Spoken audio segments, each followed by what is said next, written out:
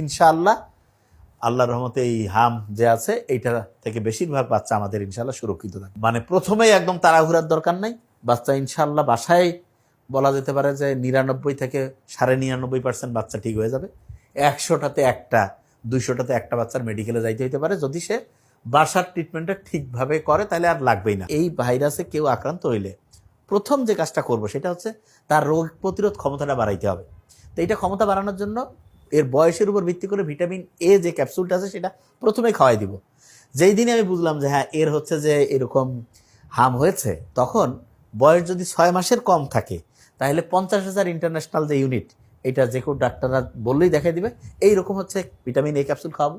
যদি 6 মাস থেকে 11 মাস বা 1 বছরের কম বয়স হয় তাহলে 1 লাখ ইউনিট, আর যদি 1 বছরের বেশি বয়স হয় তাহলে 2 লক্ষ ইউনিট, এরকম করে ভিটামিন এ ক্যাপসুল একটা খাওয়াবো।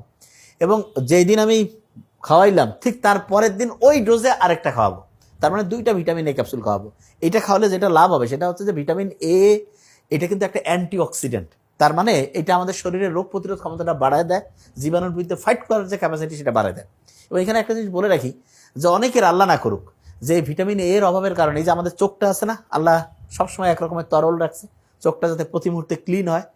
এই ভিটামিন এর অভাবে কারো যদি দেখা গেছে যে ওই মিজলস হামে আক্রান্ত হয়েছে, হওয়ার পরে তার এই চোখের মধ্যে যে এই যে ভেজা ভেজা ভাবটা এটা যদি কমে যে এর ভিতরে উপরের যে আবরণটা আছে এইটা নষ্ট হয়ে যেতে পারে, এমনকি সে অন্ধ হয়ে যেতে পারে। এটা কিন্তু ভয়ঙ্কর, খুবই ক্ষতি করে। এই কারণে এটা থেকে বাঁচার জন্য ভিটামিন এটা প্রথমে দেব।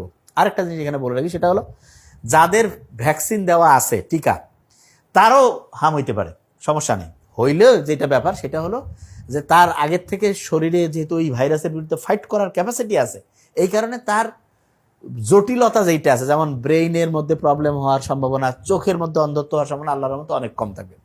আর বেশিরভাগ ক্ষেত্রে এই রোগীগুলো কিন্তু বাড়িতে আমরা ম্যানেজ করতে পারবো ইনশাআল্লাহ।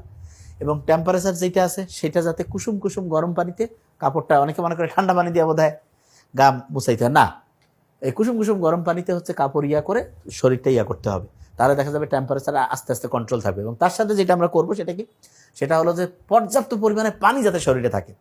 খেয়াল রাখতে হবে যে পানি আমাদের শরীরের সব জায়গার তাপমাত্রা নিয়ন্ত্রণে সবচেয়ে বেশি কাজ করে।